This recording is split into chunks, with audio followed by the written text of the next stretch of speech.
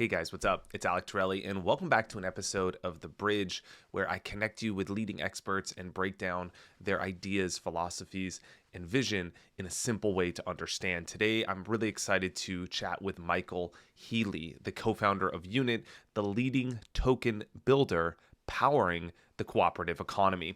With a software engineering background, he built some of the earliest Android and iPhone apps with millions of users, including the WikiLeaks app, Poker Bankroll Tracker, and lots more. Previously, he worked at a top venture fund in Europe, Wellington Partners, which managed over $800 million.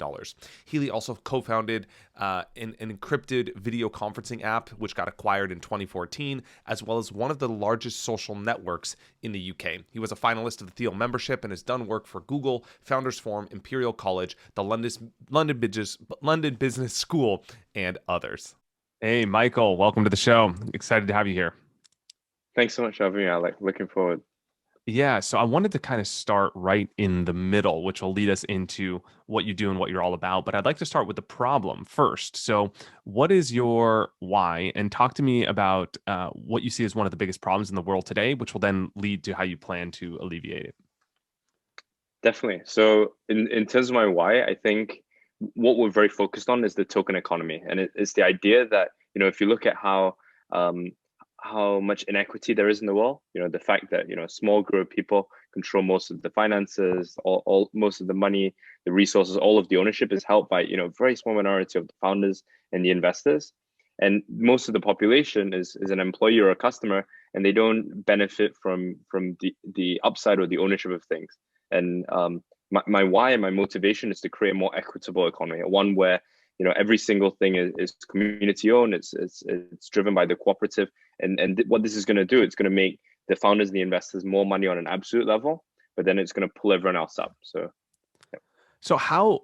So I want to get back into that question about how this is going to grow the pie and not just make it so that the wealth is being transferred from the owners to the rest of the community. But first, I want to talk about what do you see as one of the solutions to the problem of wealth inequality? How does Unit play a role in this? How does Unit, which is what you're focused on, going to actually alleviate this issue?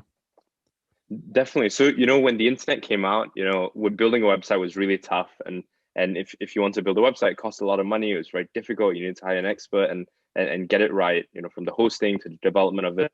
And then it became really easy. The website builders let you build a website in a matter of minutes for, a few dollars rather than a few $100,000.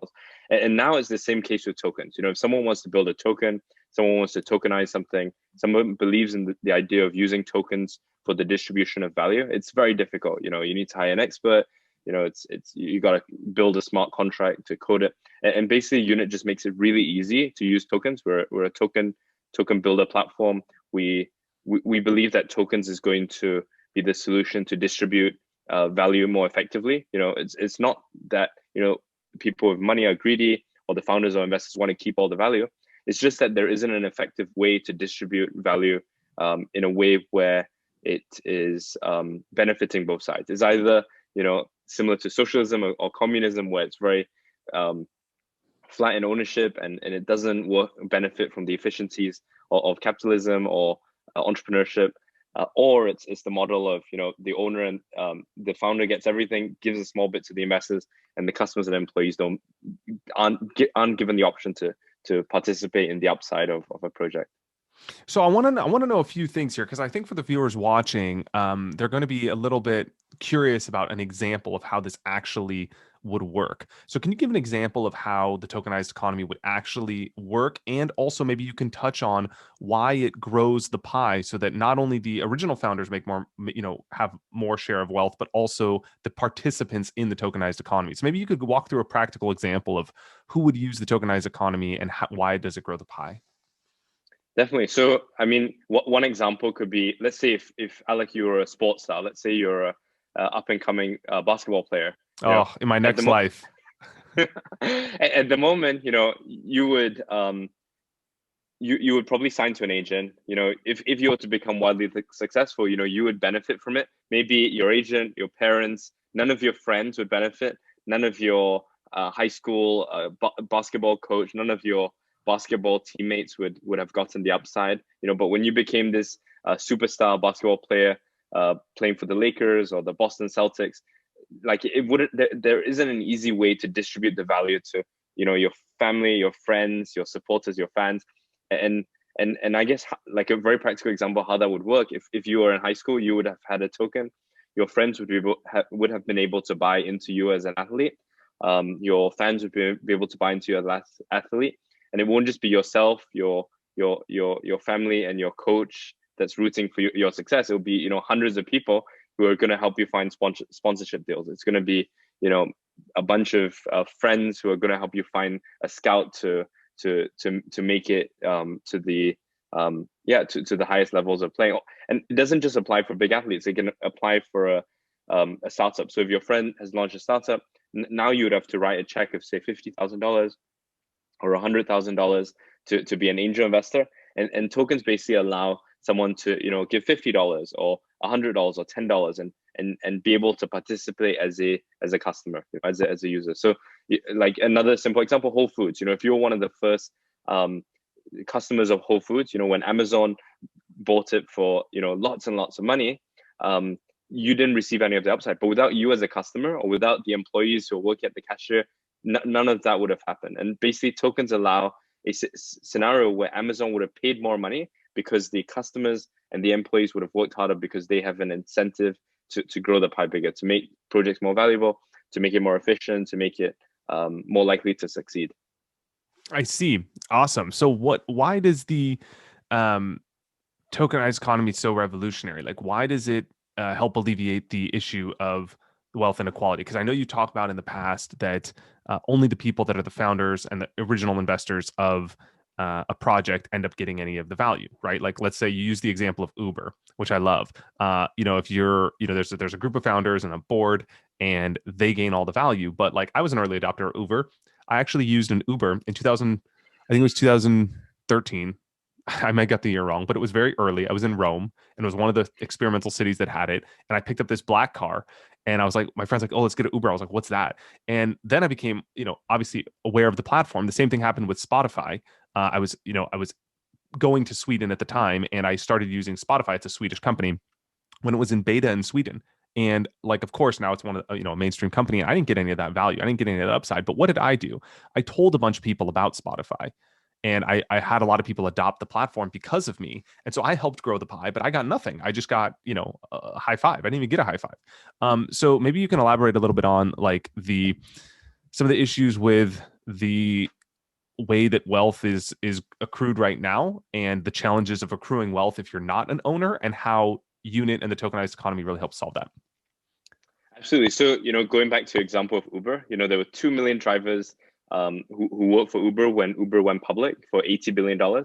So that's about, $40,000 of value, but none of that value went to any of the drivers. But, like you said, I could have been the first driver on Uber, and without me, the second, third, fourth, fifth driver wouldn't have joined. So it basically allows the network effects to form.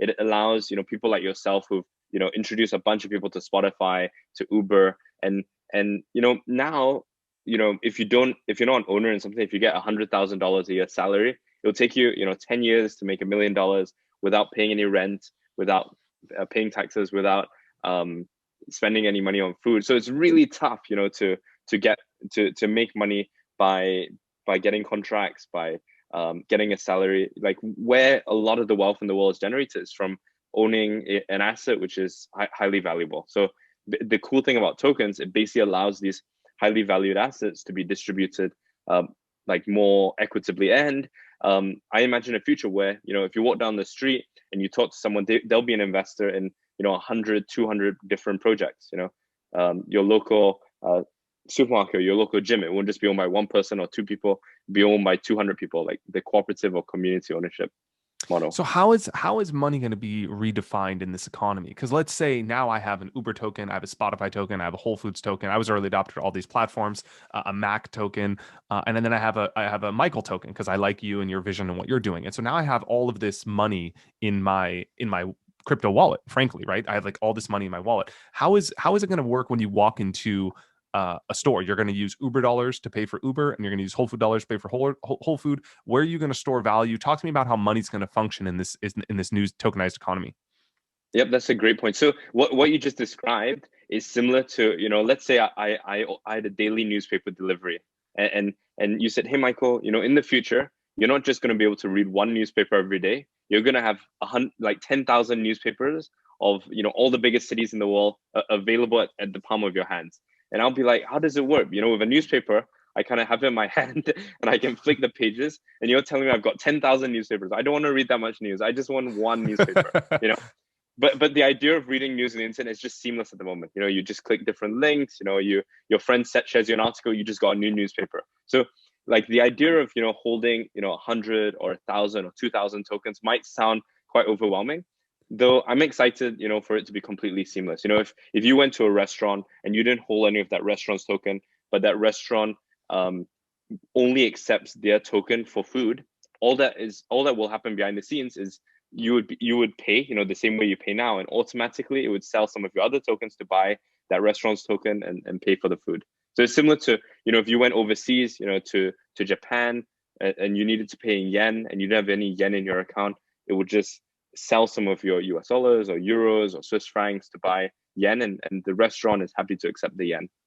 Yeah, so Unit empowers this entire economy to happen seamlessly and behind the scenes. Right now with a credit Absolutely. card, I have a credit card and I go, like, let's say I take my Amex and I go to Italy where I spend a lot of time and I want to buy whatever, something. I could just swipe my card and I don't even know that I'm using euros. I just have money in my checking account and then my credit card auto debits that account and then they convert the money to euros. They charge me a fee and they take whatever um currency that the store, the merchant accepts. And if I go to London, it's a different one, and I go to whatever, it's a different one. But what you're saying is that basically it's going to be the same thing that's going to function seamlessly on Unit, where you could pay with an app on your phone and you don't even know what's happening behind the scenes. So all of this complexity is not what is going to be your focus. Your focus is just going to be on the superficiality of the transaction.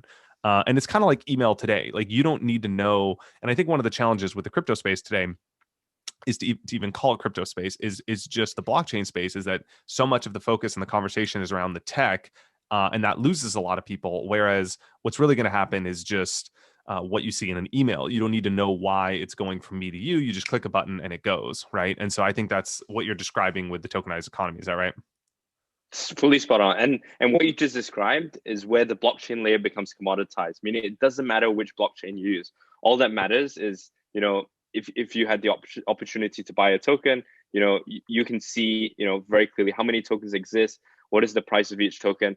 And we'll go into later the idea of a treasury, like what is backing up that token. So if you buy a token, is it backed up by nothing? Is there, a pool of value that's supporting its price? Yep. So So that's yeah, what really actually I excited for wanted to you. touch on now. That's a great segue. I was going to ask you, there are social tokens that exist today. Of course, there's Rally, there's BitClout, there's other platforms that allow you to create social tokens. There's a little bit of friction, and it's a nascent industry. It's a very small niche. But what is the problem with social tokens today, and why is Unit? How is Unit going to improve upon this system to make them truly revolutionary? Definitely good question. So I guess the way we look at social tokens now is, before Google, there was a bunch of search engines. Before Facebook, there was a bunch of search social networks. And at the moment, there's a bunch of tokens that have been issued, but it's still very niche. It's still very new. Most people don't understand it, and we want to be the tool and the platform and the solution to take social tokens, community tokens, network tokens, project tokens mainstream. And how we do that is by providing a number of easy to use tools for the creators, as well as easy to use tools for the fans, for the friends, for the family of the token creator who wants to get involved and support. Awesome. So talk to me a little bit about the token industries that you're planning on exploring, because you have social tokens and you have tokens that are available for anyone, for any business. But then you're also focused on a couple interesting things that I found really fascinating, which are industry tokens, meaning music, art, yoga, as well as city tokens like Bali, Los Angeles, New York. Can you talk to me about how you think the tokenized economy is going to bleed into these other areas as well? And why would someone adopt a city token? Why would someone need an industry token? What is that all about? Definitely. So I guess we kind of looked into the future and thought, okay, what's going to be the biggest token um, community. So essentially, you can think of Bitcoin as a community. You can think of Ethereum as a community. You can think of, Litecoin, BNB. These are all token communities. And if you take a step back, it's basically a bunch of people who hold that token who aren't willing to sell it, below a certain price, and they aren't willing to buy at a certain price, right? And some of the communities are much bigger. Some of the communities are smaller. Some of them are growing faster. Some of them are growing slower. And we thought, okay, in 5 years' time, what are going to be the biggest communities? And we thought, it's not going to be Bitcoin. It's not going to be Ethereum. It's not going to be BNB. It's not going to be Cardano. It's not going to be DAO. It's going to be things that people have more of a connection to. All of these are very generic. It's very nerdy. It's very technical. We thought it's going to be, big industries, like the music industry, like the art industry, like the fashion industry, or it's going to be cities like, London, Hong Kong, Dubai, Singapore, and where, there's a lot of people who have an affinity with these locations or with these industries. And what this basically does, it basically creates a wrapper for these industries or cities to succeed. So the reason why we're building this is, the reason why people cared about, Ethereum this year or in 2017, or Bitcoin this year or in 2017 is because they realize that there's a lot of money there. Like NFTs, most people haven't cared about it for the past 3 years. And now they see, okay, there's a lot of money in that. I'm very interested in NFTs. So the way we looked at that is, okay, we want to kickstart and seed a bunch of industries to start using tokens in the token economy. And we want to start seeding a bunch of cities. And how we do that is we essentially create this token economy around the industry and city. And then people go, wow, look, this is a very big token economy. I should issue a token for my project, or for myself, or for my community. And all of these people within this industry or these cities would support my project, because there's a very close link. I'm in this city and I'm in this industry. It's a lot of people who are in the crypto space who would support me. So that's kind of how we think about industries and cities. So why would someone need a music token? So you envision a world where all the musicians are going to hold and transact in this music token instead of in US dollars. Why is that needed? And why would they want to adopt this token, even if it is frictionless, even if it is totally seamless? It's just, an app on their phone. It's happening behind the scenes. What is the value of that, of these specific industry or city tokens? Either one. It's kind of the same narrative.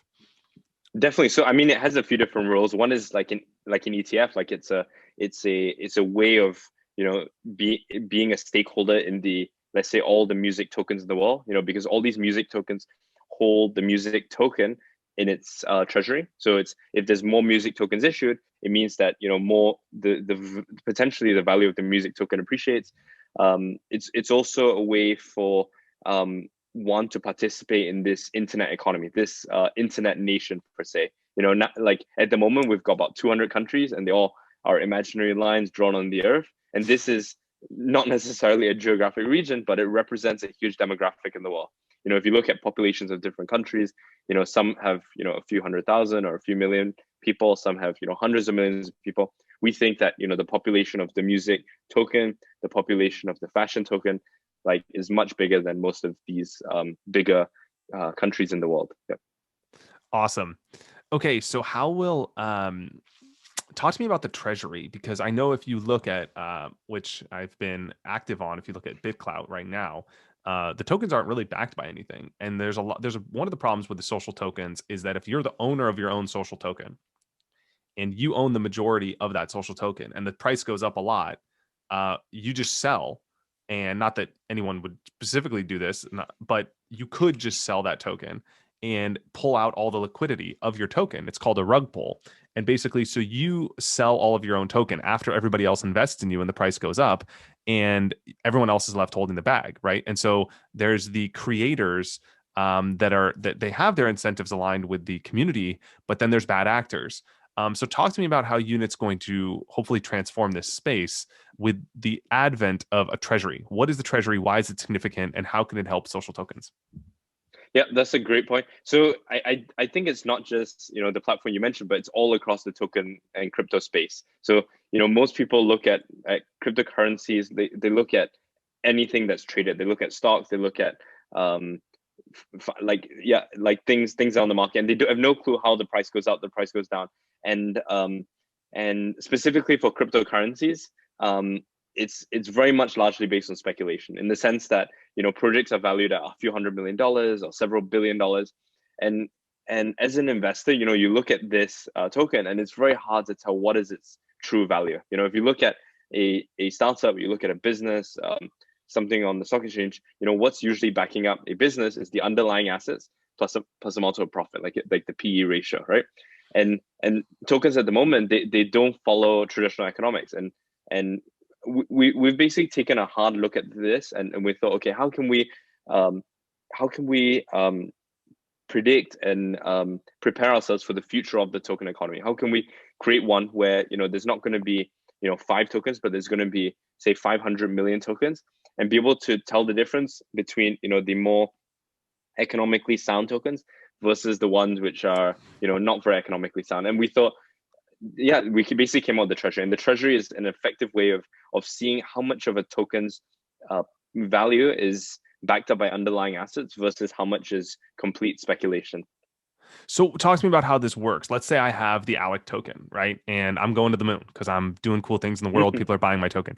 How would the treasury work for me personally? Or how would the treasury work for, a startup like a restaurant, right? Like we talked about. Absolutely. Yeah. Yep. So basically, the moment you create a token, your treasury is empty. There's nothing inside. And we basically have a concept of a bank and a treasury. So let's say you issued, 100 Alec tokens, or the restaurant issued 100 tokens. Now it sells 10 of those tokens for $10,000 or 10,000 euros. All of that money goes into the bank. And this is what they can use for operations. They can use it to expand. They can use it to pay for staff. They can use it to market and grow. Let's say they use this $10,000 to expand their project, and they've grown this $10,000 to $50,000 now.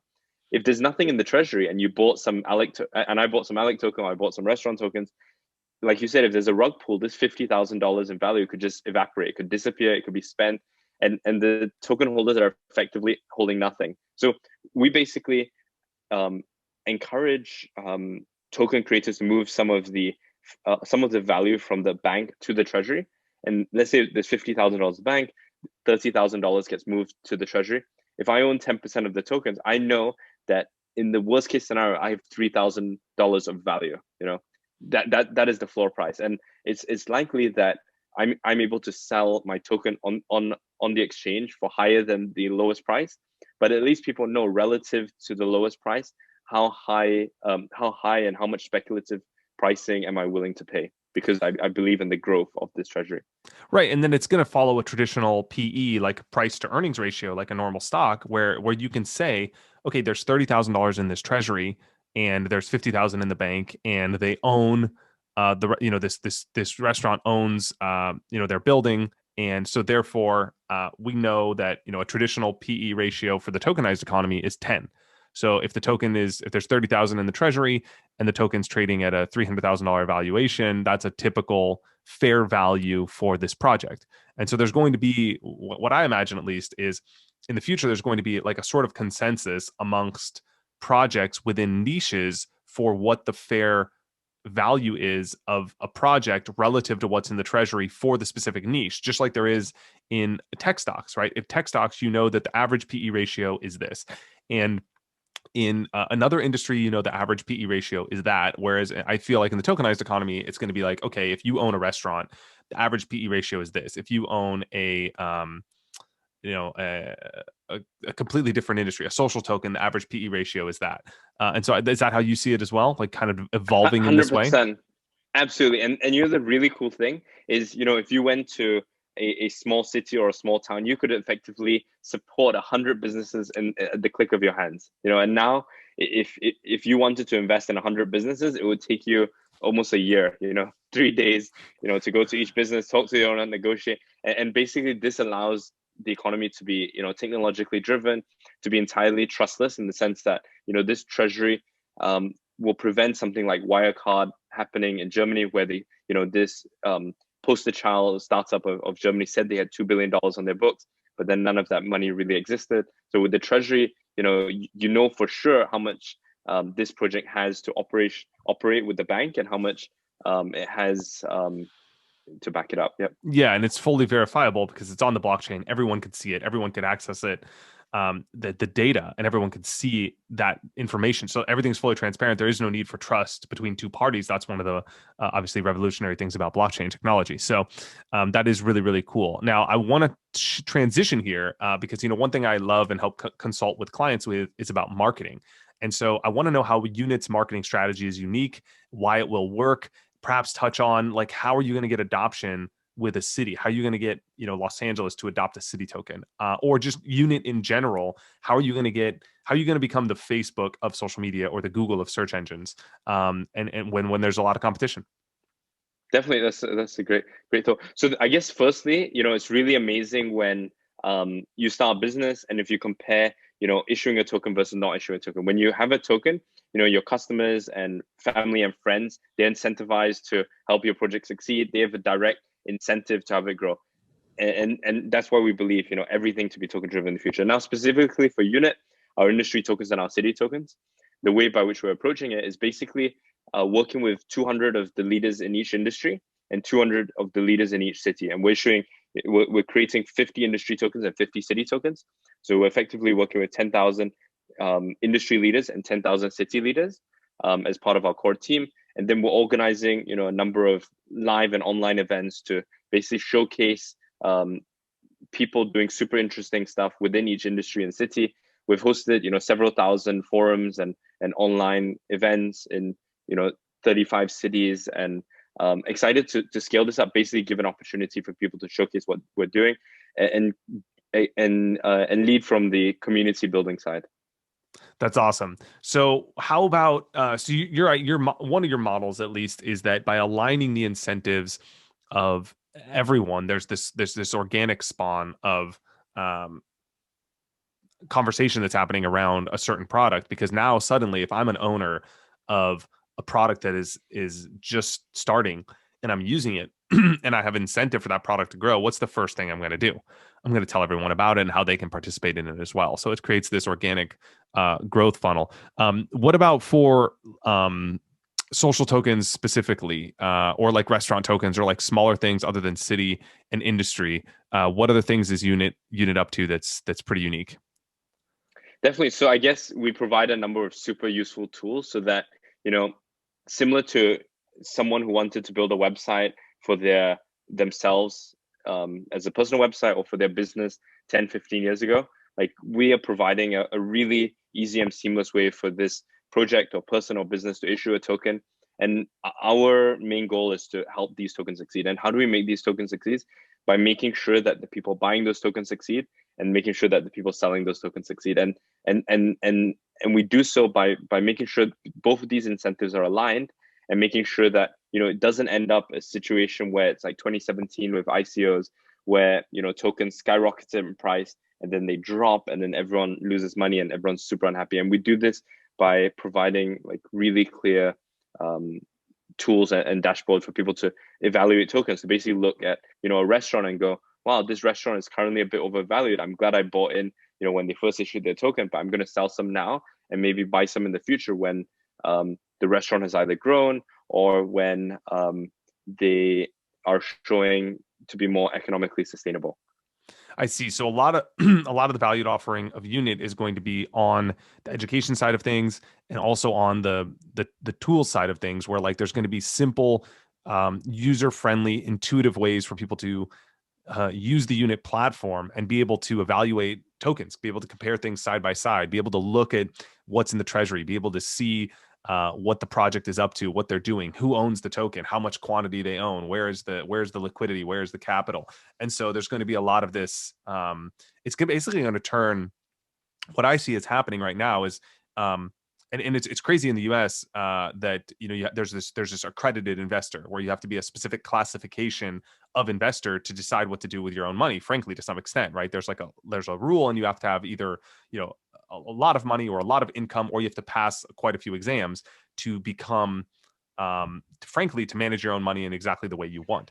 But in the future, it's basically going to turn everyone into investors. So there's going to be a learning curve where suddenly investing is not going to be something for only the wealthy. It's going to be something that everyone does to become wealthy. And so it's going to be something that everyone has an incentive to do, and everyone needs to learn about at a younger age, because they're going to be able to invest. It's not going to be a binary type of thing where like, oh, I don't have 50K to invest in a series A or a startup round, so therefore I'm not an investor, so I'm not even going to bother learning about it. And it's going to take me, like you said, you have to make 100K a year for 10 years to save up to make $1 million. Forget about how much you actually save. So it might even take you 5-10 years to even be having the net worth to become an investor. So this is so far down the timeline for what people are even thinking about. Whereas with the tokenized economy, anyone with $5 can log on and become an investor. So now suddenly it's going to be something that people are going to be interested in learning about. So I think it's going to have this entirely new wave of adoption of people that are onboarding into a new industry, into a new space. And that's really going to be fascinating. Is that how you see it as well?